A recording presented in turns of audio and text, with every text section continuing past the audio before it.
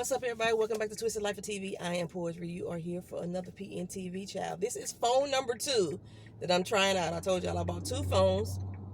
So I'm trying to see what the quality of the camera is, what the quality of the, what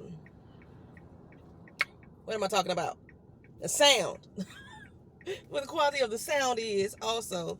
Because I may end up using this phone for recording because, or at least while I'm at work, because the other phone that I have, this one here, does not have an auxiliary cord, and I need to listen to like YouTube and everything through the aux cord, and my phone like has a USB connection, but it does not pick up any other phone other than Apple phones.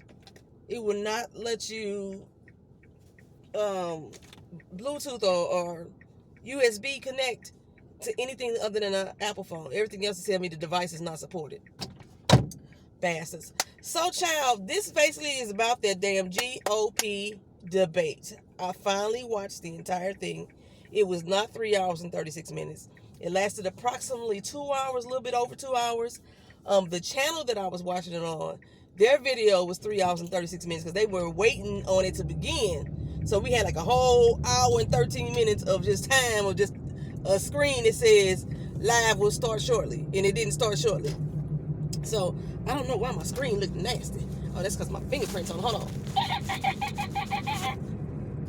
Okay, my fingerprints was all on that. So, the picture looked kind of different. I get a very good wide view though. Y'all see all the backiness back there. But okay, so I watched that doggone GOP debate. I saw on Instagram that Tabitha had put up that it was a shit show. Some people were saying that they surprised Donald Trump didn't speak as much, and I was like, I thought Donald Trump wasn't gonna go, right? Because he had to turn himself in, which we know that yesterday Donald J. Trump turned himself in. We got his mug shot. I told y'all people up in the higher positions got that face on, and he did that like he was like he leaned all into the camera for his shot, baby. They trying to make historical photos. You know, the Rico gang is what we're gonna call them. So he didn't show up, but I don't know why people. I guess people was being sarcastic and saying that he didn't say much. He said a whole lot. He said a whole lot through a lot of the candidates that was on stage. I do not remember every last one of them. Let me see. Mike Pence, the former VP. Chris Christie, the governor of New Jersey.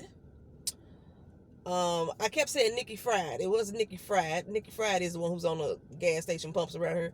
It's Nikki Haley, who I want to say is South Carolina, North Carolina. I don't remember which one she is now. Well, Nikki Haley. So that's 3 people. Ron DeSantis, 4 people. Vivek Ramaswamy, 5 people. It's 8 people. Asa Hutchinson, 6 people. I feel like it's somebody I'm missing. The black guy. What's his name? Was he Scott? The black guy. He was annoying as fuck to me. The black guy. And I think there was another person. Because I thought there was 8 people on stage. But the other person said so little that it really didn't matter. I think Asa was the one that said he was from the town of 300 people. Now, child, I didn't really watch. I listened. So that's why I can't, if I was able to look, I could tell you if it was 7 or 8 people up on the stage. They talked so much over each other and was so disrespectful, not only to each other, but to the commentators. I don't know who the commentators were or the moderators were. I don't know who they were. But they didn't do a good job. They tried, but they were not. They didn't have no. With this group of people, it was a battle of who could talk the loudest, who could throw the most shade, or who could disrespect the other person the most. That's what this was all a battle of. The one person who did not seem to get as loud or as shady as the other people was Mike Pence. Mike Pence seemed to maintain a level head. And Nikki seemed to maintain a level head. Now, it was amazing to me how everybody was trying to connect with the everyday people. I started from struggle. I was raised by a single mama. I know what it's like to be in the public school system, yada yada this, yada yada that. Okay. Chris Christie was throwing out some good shade though. So it was a battle of comebacks. That's what I'm saying. Comebacks and slogans. It was a battle of comebacks and slogans. Because only a couple people talked about policy, to be honest. Only a couple people talked about what solutions that they thought they should bring. Only a couple people were holding some people accountable for the things they did. A lot of it was like, I did this, I did that, in my state I did this, in my state I did that. Biden. They even threw in Hunter Biden. Hunter Biden ain't running for president. Hunter Biden ain't even no fucking politician. They kept throwing in Hunter Biden, And the Biden crime family, if they hadn't did this, that, and the third, then we wouldn't be in this position, this, that, and the third. China, Russia. That's basically what the whole thing was about. There was only one person, in my opinion, that held their ground as far as policy and as far as accountability. Now, I may not agree 100% with what this person was saying, but if I was a Republican, Nikki Haley would be the one I would be voting for. And for me, just based off of watching this first debate, this is the first one, so you know that it's supposed to get better as it goes on. Just based off of watching this first debate, if Nikki Haley was to win the Republican primary nomination, I believe she would have a chance, a very close chance, to win presidency. And here's why. She's very knowledgeable on foreign policy. She is pro-life.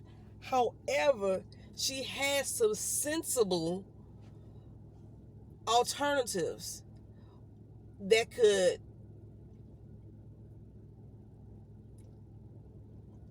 help women.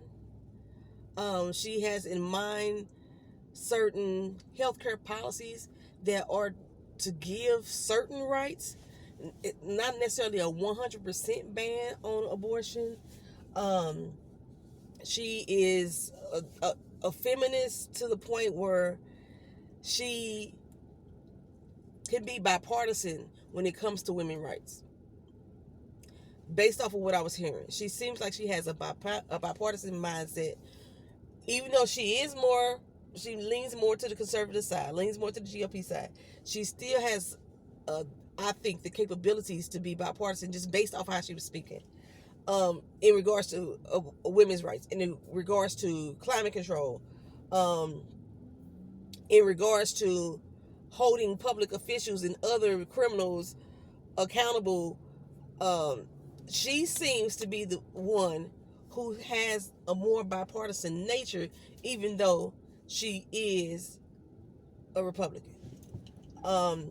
Which, in my opinion, will make a lot of Democratic feminists vote for her. Because one, they just want a fucking woman anyway. That's the whole thing, to get a woman in office. But the fact is, listening to her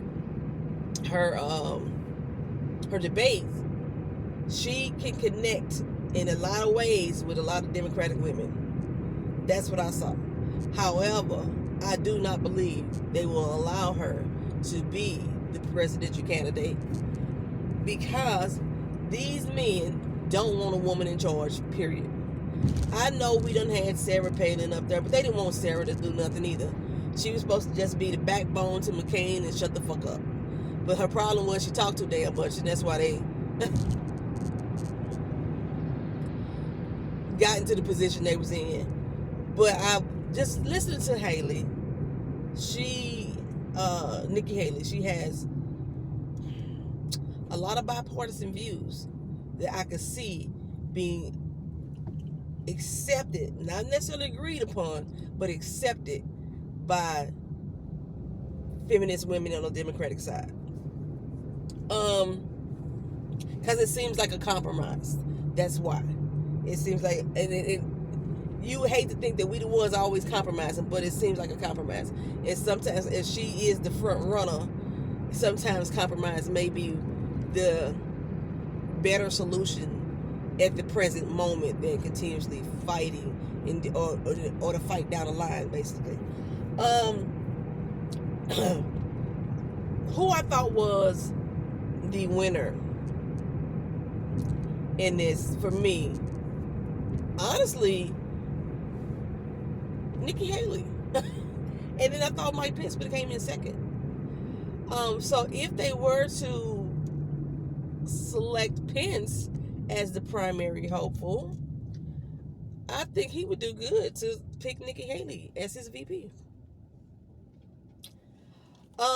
As far as experience is concerned, Pence, Christie, and Haley were the top 3 people that I think have the most experience or knowledge, I'm going to say or knowledge, of policy in different areas and not just on one main topic. I think I told y'all before that the way Ron DeSantis is moving, he's doing all these extreme things here in Florida just so he can come back and say, see, I did it in my city, I did it in my country, I know I can get it done for America. Why people are not opposing him more here in Florida, I don't understand. I mean, there is some snapback to a lot of things that he's saying and he's doing, but overall, like removing some of these elected officials from their job, I didn't think he had the power to do that. But and I hope that the people that he removed actually fight back. You know what I'm saying? But yeah, he moved 2 black officials from their office, elected officials. How the fuck you gonna move it elected? The people elected them in, not you. DeSantis' thing was to talk loud and boast about his loudness, because he wasn't really bragging about any main achievements, because the shit that he talking about he achieved, half of the stuff was a lie. Half of it was a lie. He was just flat out lying. DeSantis threw a lot of shit back on the Biden administration. Oh gosh, his main comeback was to throw a lot of stuff back on the Biden administration. He's 100% in support of Donald J. Trump, but the main person who seemed to be the loudest about their support for Donald J. Trump was Vivek Ramaswamy. He went on to say that he was the greatest president of the 21st century, that Trump was, which we all know is a lie. Because Nikki was like, no, he's one of the most hated politicians in the world right now. He's not the greatest in the 21st century. And I like the fact that Nikki came out and said that shit. Her and Doug Christie was like, come on now. I think Asa Hutchinson too was like, come on now. Asa, I think, is not in the position to run for president now. He may have some good policies and good thoughts as far as the Republican side and how he would align with them and being bipartisan as well and holding people accountable. But Asa came from a community of 300 individuals. You know what I'm saying? He doesn't have the presence yet to try to carry out a presidency. That's what I say about Asa. Like, when he does one-on-one interviews, he's good. But in his debate setting, he kind of like gets swallowed up. You didn't even realize he was there half the time. Like I say, I don't even know who the 8th person was. That's how little he said that mattered in the moment. So Vivek Ramaswamy, he talked loud, tried to throw shade. He used a lot of slogans, a lot of metaphors, and talk fast. Y'all remember, I keep bringing up Scandal, but y'all remember on Scandal, the way that Shonda Rhimes has her characters talk when they think that they are winning the argument? They talk real fast. You know, and you would know. They talk. You know how the people on Scandal talk. Y'all seen the damn show. That's exactly how Vivek Ramaswamy delivered his debate. And he was very loud, very disrespectful. He would cut off people in the middle of them talking so they wouldn't get their point across. He would not answer the question specifically in most cases. He would talk through it or around it. It says no right turn, ma'am. The bastard been right on my ass this whole time. He would talk through it and or around it instead of actually answering the question. And then he'll come back at the end and says, I don't know what the question was or what they meant to say, but this is what I want to say about that moment. It made no sense.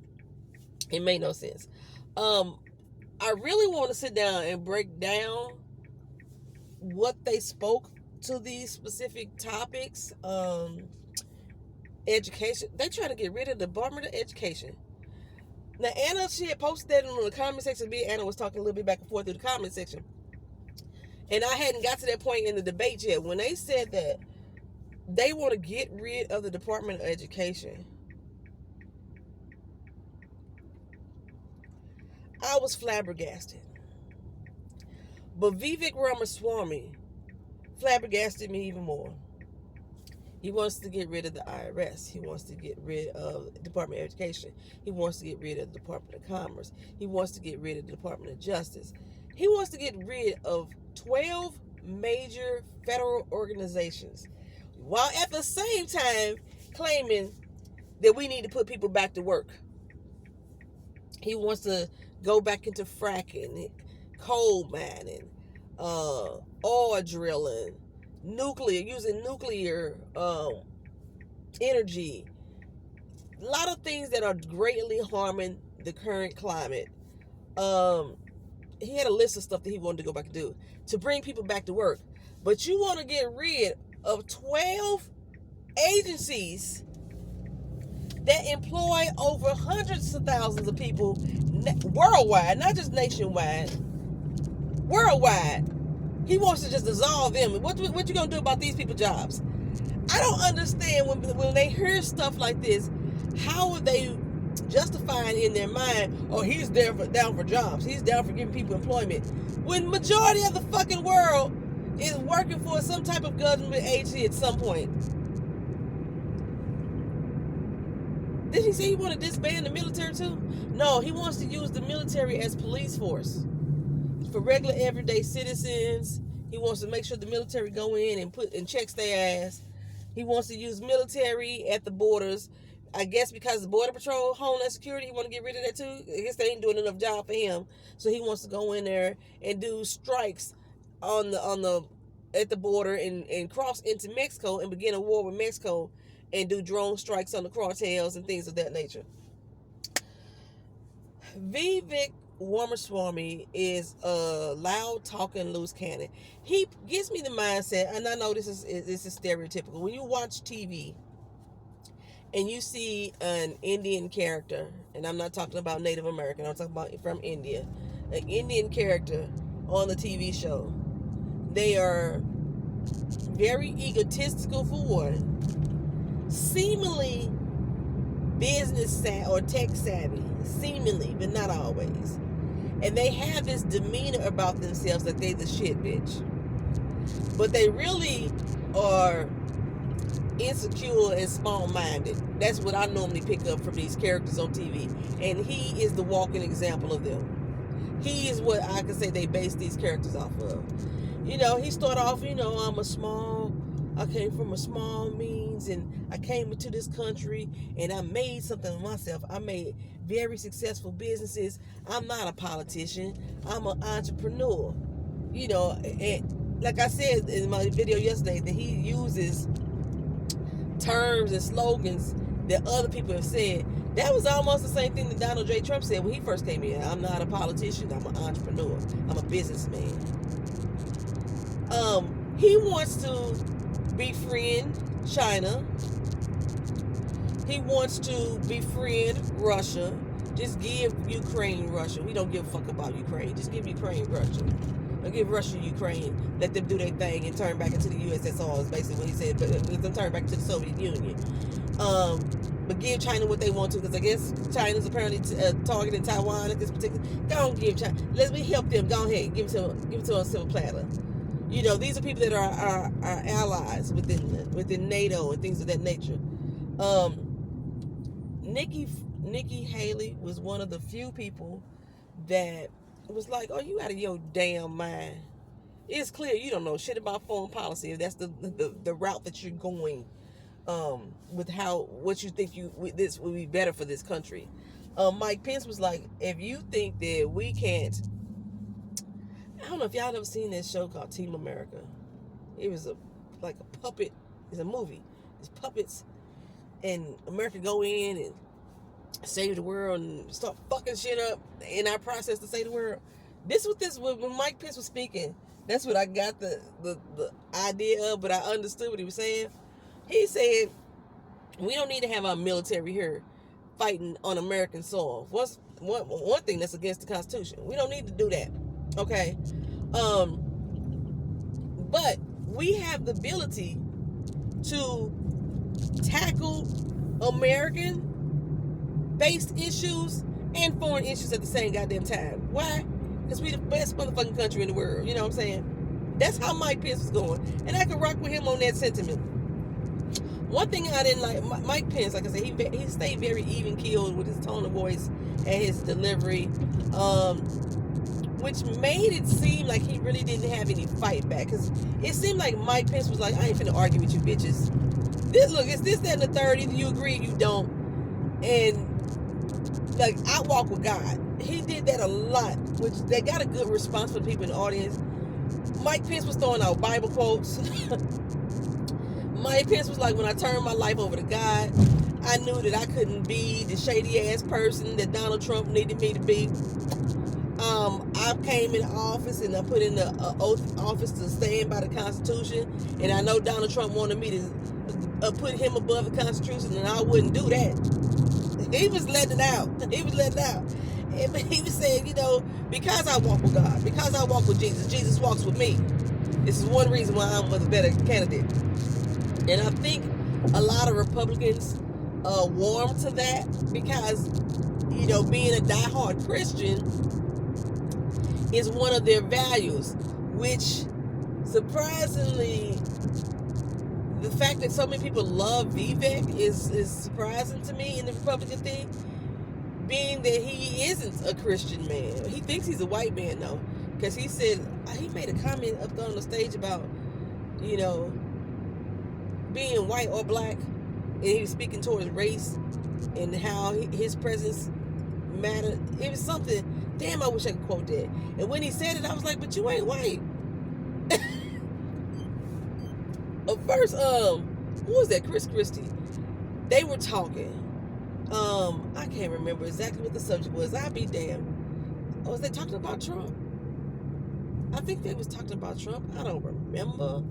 Oh, I need to go back. I want to really sit down and break down this debate, but I'm not going to break it down until we get the first Democratic debate, because I want to compare policy notes of both debates together.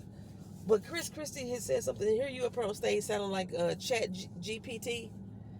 When I first heard it, I had to rewind it back because I thought he was making fun of his accent at first.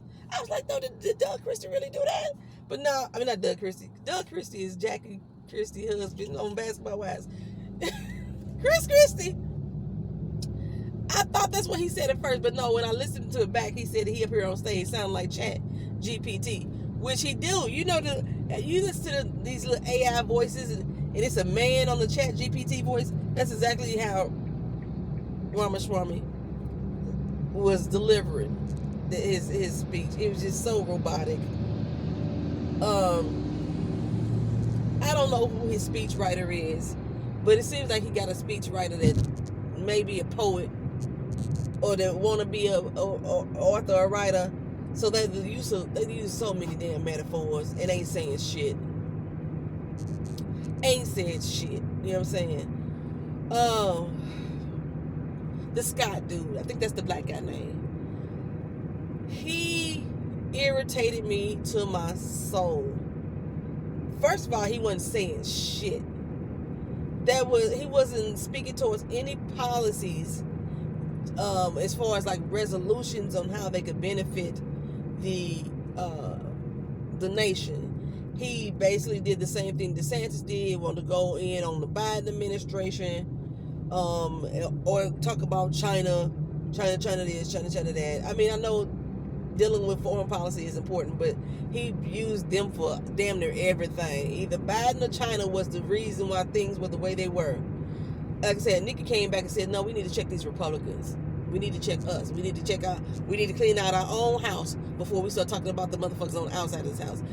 Nikki sounded like Crockett.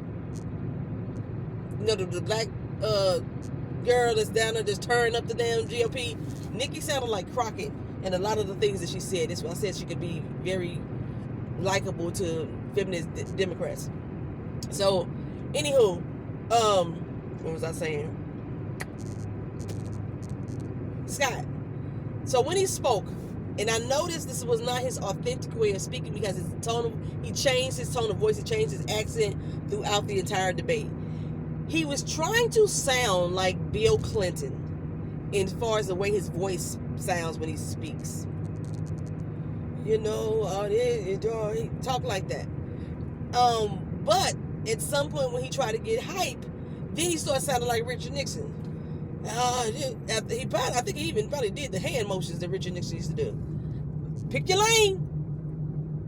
Got the fucking phone. So yeah, he and then there was like a little bit of George Bush up in there as far as like what he was saying. And I was just like, how the fuck he get on this damn stage? But, you know, as the time goes on, they going to start dwindling down how many people they get up on the stage. But I hope they get some better damn moderators. But so, yeah, whenever they do the first Democrat debate, I'm going to see what subject matters cross paths. And then I'll do comparison about what they actually said in policy-wise. So, I'm at work. I just want to test out this camera, so that's the only reason why you're getting this video today. I'll talk to y'all another day. Thank y'all for watching. Like, comment, share, and subscribe. Peace.